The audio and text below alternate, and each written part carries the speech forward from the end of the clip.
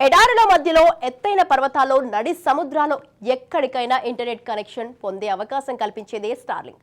వాస్తవానికి మారుమూల ప్రాంతాల్లో ఇంటర్నెట్ కవరేజీ అందుబాటులో ఉండదు. అలాంటి ప్రాంతాలకు స్టార్లింక్ నేరుగా ఉపగ్రహాల నుంచి కనెక్టివిటీ కల్పిస్తుంది. మారుమూల ప్రాంతాలకు ఒక రకంగా స్టార్లింక్ వరమనే చెప్పాలి. కానీ ఇప్పుడు స్టార్లింక్ దుష్టుల చేతుల్లోకి వెళ్తోంది. డ్రగ్స్ స్మగ్లింగ్ చేసే ముఠాల చేతుల్లోకి, దేశాలను ముక్కలు చేయాలనుకునే ఉగ్రవాదుల చేతుల్లోకి ఈ స్టార్లింక్ వెళ్తోంది. దీంతో సముద్రాల నుంచి యథేచ్ఛగా మత్తు పదార్థాలు రవాణా అవుతున్నాయి. ఎక్కడో మూలాల నక్కి ఉగ్రవాదులు దాడులకు ప్లాన్ చేస్తున్నారు. తాజాగా భారత్లో సంఘర్షణ ప్రాంతంలో ఈ స్టార్లింక్ పట్టుబడడం హాట్ టాపిక్ గా మారింది. భారత్లో ఎక్కడ స్టార్లింక్ దొరికింది? ఎందుకు ఇండియాలో స్టార్లింక్ వినియోగంపై టెన్షన్ మొదలైంది? Watch the story. ఉగ్రవాదులకు స్టార్లింక్ వరంగా మారబోతోందా? భారత్లో స్టార్లింక్ ఎక్కడ పట్టుబడింది? స్టార్లింక్ తో మస్క్ ప్రపంచాన్ని శాసిస్తాడా? 2 రోజుల క్రితం అంటే డిసెంబర్ 16న మణిపూర్ పోలీసులు రాష్ట్ర వ్యాప్తంగా సెర్చ్ ఆపరేషన్లు నిర్వహించారు. పోలీసులు పలు ఆయుధాలను పట్టుకున్నారు. అదేమీ పెద్ద ఆశ్చర్యాన్ని కలిగించదు. ఎందుకంటే పోలీసులకు మణిపూర్లో ఆయుధాలు పట్టుబడడం కొత్తేమీ కాదు. కానీ ఈసారి తనిఖీలో మాత్రం ఓ విచిత్రమైన పరికరాన్ని పోలీసులు గుర్తించారు. అవి మన దేశంలో అందుబాటులో లేవు, కానీ మణిపూర్లో మాత్రం కనిపించింది. అదే స్టార్లింక్ టెర్మినల్. స్టార్లింక్ అనేది ఉపగ్రహం నుంచి నేరుగా ఇంటర్నెట్ సేవలను పొందవచ్చు. ఈ కంపెనీ ప్రపంచ కుబేరుడు ఇలాన్ మస్క్ చెందినది. అయితే భారత్లో స్టార్లింక్ విక్రయాలు చట్టబద్ధం కాదు. భారత్లో స్టార్లింక్ ను ఆపరేట్ చేసేందుకు అనుమతులను ఢిల్లీ ఇవ్వలేదు. కానీ ఈశాన్య రాష్ట్రం మణిపూర్లోని ఉగ్రవాదుల చేతికి స్టార్లింక్ టెర్మినల్ ఎలా వచ్చింది? వివాదాస్పద సంఘర్షణ ప్రాంతాల్లోకి స్టార్లింక్ ఎలా చేరింది? ఉగ్రవాదులకు స్టార్లింక్ ను ఎవరు అందించారు? అనుమతులు లేకపోయినా టెక్నాలజీ సరిహద్దులు దాటుతుందా? వాస్తవానికి స్టార్లింక్ అనేది ఓ వ్యక్తికి అపరిమితమైన అధికారాలను కట్టబెడుతోంది. ఆ వ్యక్తి ఎవరో కాదు, ఎలక్ట్రిక్ కార్ల సంస్థ Tesla CEO Elon Musk. Connection కోసం ఉపయోగించే ఓ సాధనం తప్పుడు చేతుల్లోకి వెళ్తే ఉద్రిక్తలకు సాధనంగా మారుతుంది. అసలు మియన్మార్ సరిహద్దులో ఏం జరుగుతోంది? ఈ ఏడాది నవంబర్లో మియన్మార్ నుంచి వచ్చిన ఓ చేపల బోటును భారత కోస్ట్ గార్డ్స్ పట్టుకుంది. ఈ బోటులో తరలిస్తున్న 5,000 కేజీల మెథాంఫైటమైన్ ను పట్టుకున్నారు. బంగాళాఖాతంలో ఇంత పెద్ద ఎత్తున డ్రగ్స్ ను ఇండియన్ కోస్ట్ గార్డ్ పట్టుకోవడం ఇదే తొలిసారి. 5,000 కేజీల మెథాంఫైటమైన్ విలువ $425 కోట్ల కోస్ట్ గార్డ్ తెలిపింది. మన కరెన్సీలో చెప్పాలంటే 35,673 కోట్ల రూపాయల పైమాటే. స్మగ్లర్లు బంగాళాఖాతంలోకి ఎలా చేరుకున్నారన్నది అసలు ప్రశ్న.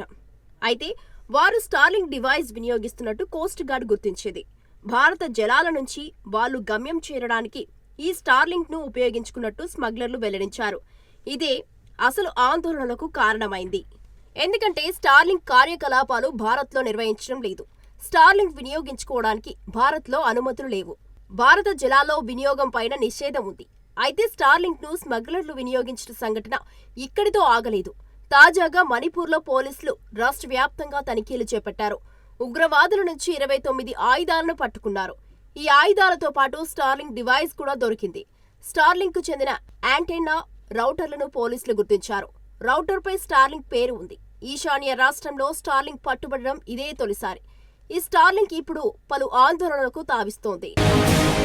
వాస్తవానికి భారత్లో స్టార్లింక్ ఉపయోగించడం చట్టబద్ధం కాదు. స్టార్లింక్ డివైస్ తో ఉగ్రవాదులు మణిపూర్లో ఏం చేస్తున్నారు?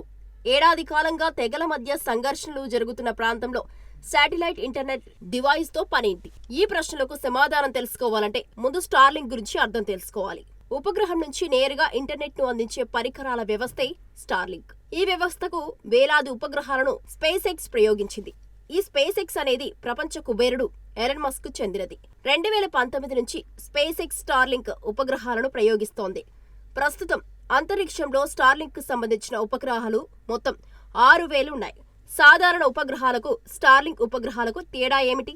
స్టార్లింక్ ఉపగ్రహాలు తక్కువ కక్షలో తిరుగుతాయి. చాలా వరకు ఈ ఉపగ్రహాలు భూమి నుంచి 1000 కిలోమీటర్ల ఎత్తులోనే ఉంటాయి. సాధారణ ఉపగ్రహాలతో పోలిస్తే స్టార్లింక్ శాటిలైట్లు భూమికి అత్యంత దగ్గరగా ఉంటాయి. దీంతో ఈ ఉపగ్రహాలు అత్యంత వేగవంతమైన ఇంటర్నెట్ ను అందించగలుగుతున్నాయి. ఎడారుల్లో, పర్వతాలపైన, మారుమూల ప్రాంతాల్లో కూడా ఇంటర్నెట్ సేవలను స్టార్లింక్ అందించగలదు. భారీ యాంటెన్నాల సాంప్రదాయ సదుపాయాలు లేకపోయినా స్టార్లింక్ ఇంటర్నెట్ సేవలను అందిస్తుంది. ప్రత్యేకించి సంఘర్షణలో ఉన్న దేశాలకు ఇవి వరంగా మారాయి. ఉక్రెయిన్ యుద్ధం మొదలైన తర్వాత ఆ దేశానికి చెందిన ఇంటర్నెట్ సేవలను రష్యా ధ్వంసం చేసింది. అయితే వెంటనే ఇలాన్ మస్క్ ఉక్రెయిన్ కు స్టార్లింక్ ను అందించాడు. 1500 స్టార్లింక్ రౌటర్లను ఇలాన్ మస్క్ అందించాడు. దీంతో మళ్లీ ఉక్రెయిన్ కు ఇంటర్నెట్ సేవలు అందాయా? దీంతో యుద్ధంలో రష్యాను ఉక్రెయిన్ అడ్డుకోగలిగింది. సుడాన్ అంతర్యుద్ధంలో మానవతా సాయం అందించే గ్రూపులు, పౌరులకు స్టార్లింక్ జీవనాడిగా మారింది. యుద్ధ ప్రాంతాల్లో స్టార్లింక్ ను ఉపయోగించడం పెద్ద ఎత్తున చర్చకు తావిచ్చింది. దేశ సార్వభౌమత్వాన్ని స్టార్లింక్ దెబ్బతీస్తోందని కొందరు వాదించారు. ఎందుకంటే స్థానిక టెలికాం చట్టాలను ఇది ఉల్లంఘిస్తుంది. మరికొందరు మాత్రం ఇలాంటిది అవసరమని వాదిస్తున్నారు. అయితే యుద్ధంలో ఓ ప్రైవేట్ కంపెనీ శాసించడం ఏమిటంటూ స్టార్లింక్ పై విమర్శలు గుప్పిస్తున్నారు. అందుకే స్టార్లింక్ ను రష్యా లక్ష్యంగా చేసుకుంది. స్టార్లింక్ ను ధ్వంసం చేసే వ్యవస్థ కలింకాను రూపొందించినట్టు రష్యా చెబుతోంది. స్టార్లింక్ ను గుర్తించి దాన్ని కలింకా ధ్వంసం చేయనుంది. కానీ కొన్ని సందర్భాల్లో స్టార్లింక్ కూడా పరిమితులను కూడా విధించుకుంది. ఉదాహరణకు సుడాన్లో స్టార్లింక్ సేవలను నిలిపివేస్తున్నట్టు ఏప్రిల్ 30 స్పేస్ ఎక్స్ ప్రకటించింది. దీంతో సంఘర్షణలో కొట్టుమిట్టాడుతున్న లక్షల మంది సుడాన్ ప్రజలకు ఇంటర్నెట్ అందకుండా పోయింది. అయితే సుడాన్లో సేవలను నిలిపివేయడంపై స్పేస్ ఎక్స్ స్పందించింది. తాము కేవలం అధికారికంగా ఒప్పందం కుదుర్చుకున్న దేశాల్లో మాత్రమే సేవలను అందిస్తామని స్పేస్ ఎక్స్ వెల్లడించింది. ఈ స్టార్లింక్ ఒకే వ్యక్తికి అపరిమిత ఆధిపత్యాన్ని ఇస్తోంది. ఆ వ్యక్తే ఇలాన్ మస్క్. ఎవరికి స్టార్లింక్ ఇవ్వాలో, ఎవరికి ఇవ్వరాదో, ఎవరికి సేవలు నిలిపేయాలో మొత్తం మస్కే నియంత్రిస్తాడు. 2022లో ఉక్రెయిన్ సముద్ర ప్రాంతాల్లో దాడులకు ప్లాన్ చేసింది. ఈ దాడులను స్టార్లింక్ ను ఉపయోగించుకుని కివ్ బలగాలు చేశాయి. విషయం తెలుసుకున్న మస్క్ ఆ ప్రాంతంలో కవరేజీని ఆపేయాలని తన ఇంజనీర్లకు ఆదేశించాడు. ఈ దాడులతో ఉద్రిక్తలు తీవ్రమవుతాయని ఇలాన్ మస్క్ భావించాడు. సో ఒక కంపెనీ యుద్ధం చేయాలో వద్దో కూడా నిర్ణయించగలదన్నమాట. ఇదే డొనాల్డ్ ట్రంప్ కు మస్క్ ను దగ్గర చేసింది కూడా స్టార్లింకే. సో కనెక్టెడ్ ప్రపంచంలో జవాబుదారీతనం ఎక్కడ ఉంది? ఎవరు పరిమితులను విధిస్తారు? ఒక వ్యక్తికి కనెక్షన్ కట్ చేసే అధికారం ఉంది. మరోవైపు ఈ కనెక్షన్ తప్పుడు చేతిలోకి వెళ్తోంది. స్టార్లింక్ వంటి కొత్త సాంకేతిక పరికరాలను నియంత్రించేందుకు భౌగోళికంగా నిబంధనలు అవసరమని స్పష్టంగా తెలుస్తోంది. ఎందుకంటే నియంత్రణలు లేకపోతే నింగిలోని నక్షత్రాలైనా కూలిపోక తప్పదు. ఉగ్రవాదుల చేతిలోకి స్టార్లింక్ చేరితే మరింత విధ్వంసం సృష్టించే అవకాశం ఉంది. పైగా స్టార్లింక్ తో కనెక్ట్ అయిన పరికరాలను ట్రాక్ చేయడానికి కూడా అవకాశం ఉండదు. ఇదే భారత్ ను ఇప్పుడు ఆందోళనకు గురి చేస్తోంది.